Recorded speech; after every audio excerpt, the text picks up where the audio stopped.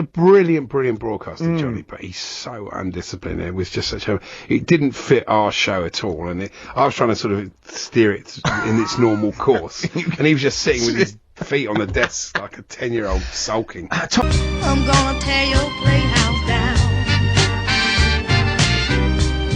room by room.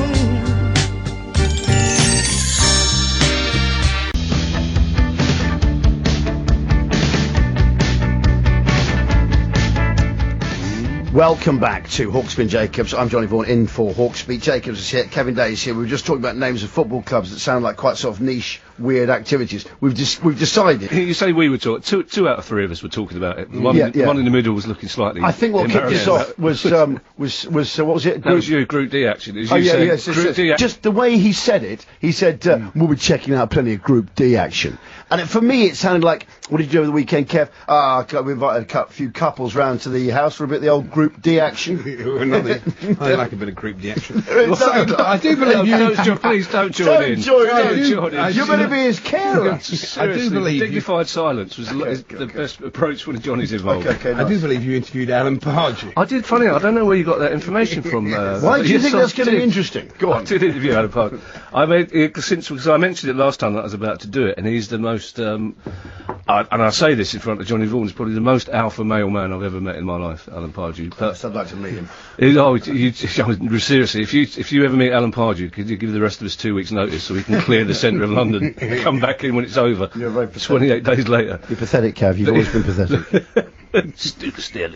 Yeah. Well, Alan Pardew, he very funny because he totally misunderstood. For comment, he doubled it back on me. So I said, don't answer the first question. Whatever you do, the first question is just to relax the audience. Yeah. It's for a laugh, it's a joke, you don't have to answer. Was it a kind of live? It was a Player of the Year, do Scott Dan, congratulations. There's 2,000 Palace fans in the, as you would call it, a shabby, dilapidated first-class theatre. Yeah. So my first question, I'd just like to relax you. Shabatat. On a scale of 1 to 10, Alan, how much do you hate Geordies? I thought it was a funny little question. Obviously. Is that you asked him? Yeah. Little Frauke. Feed. He then spent the next 10 minutes insisting that I call him Mr. Pardew and calling me Tubby. Did he? Yeah, which is very, very funny. He got his own back. And my favourite bit is that recruitment for next season, what we're looking for. He said, simple, better looking players. Better looking. He said, we need 4 or 5 better looking players. The beards need to go. We need some better looking players here. That's all I'm saying.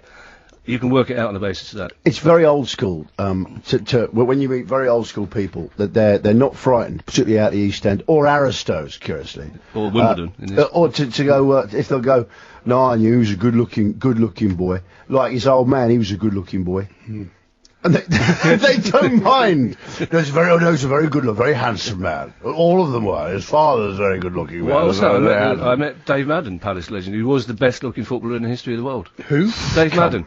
Well, 1989, scored a penalty in the playoff final, did the best celebration ever, run it back. But him and Pardew were out.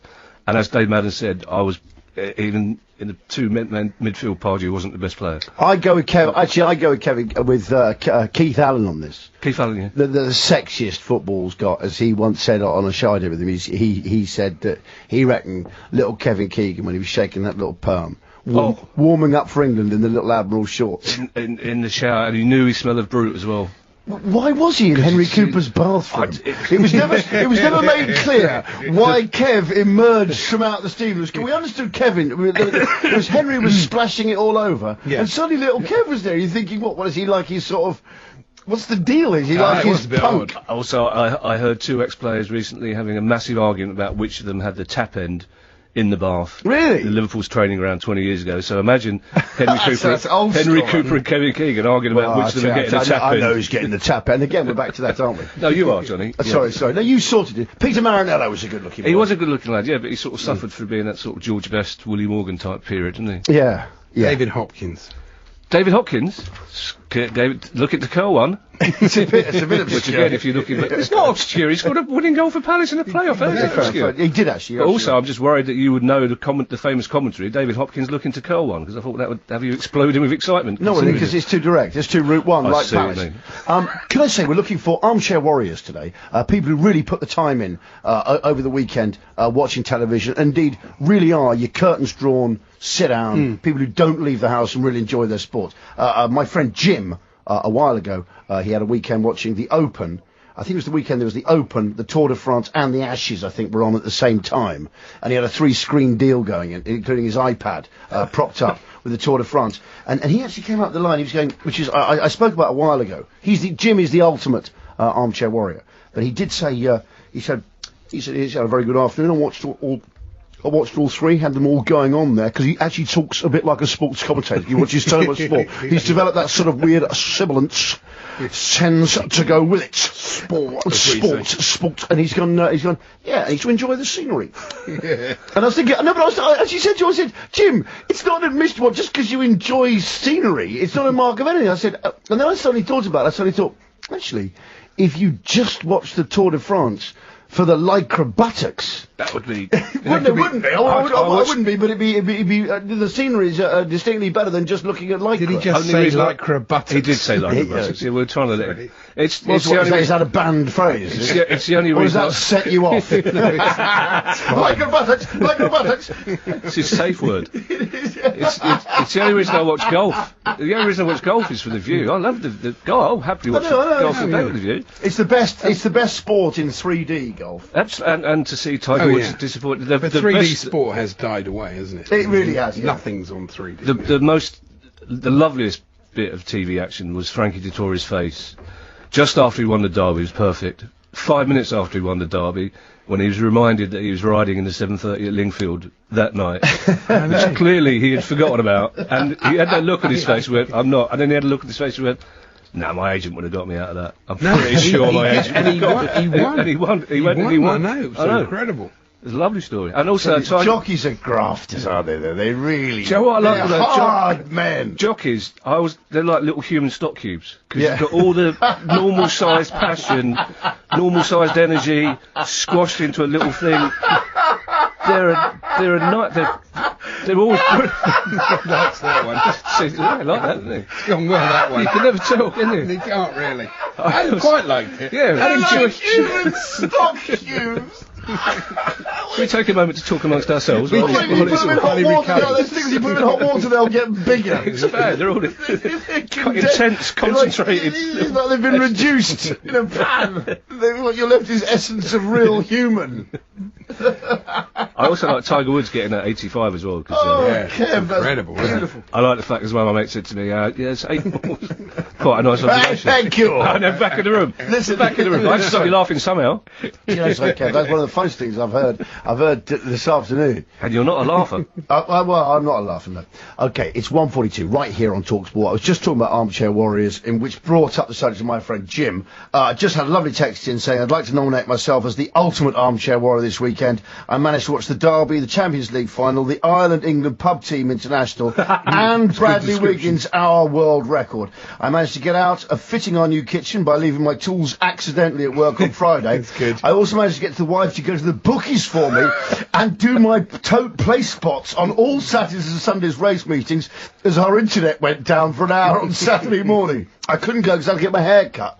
I got 3 play spots came in. I won 200 quid. I won 100 quid on the Derby. Bonus. I now have a quandary. Do I tell my good lady wife about my betting windfall, which she paid for at the bookies? I left the sofa at 10 on Sunday evening, £300 richer, with probably the best haircut I've ever had. That's Dave, a Carlisle fan in Norwich. Dave, Johnny Vaughan in for Hawksby on Hawksby and Jacobs salutes you, as indeed to Kevin Day and Jacobs himself. They're saluting now. I'm saluting, absolutely. The moral dilemma is only, and hats off as well for explaining to a non-gambler how to put a tote play spot on. Normally, you'd be better off going down and doing it yourself. The producer said to me, I must thank you for coming in, because he knows Johnny might not remember. That's very kind. No, he would thank me. I know. The look on his face is thanks enough. I'm just to see him out. Wait a second. I'm TV's Mr. TV. I'm radio's Mr. Radio. Don't worry about me.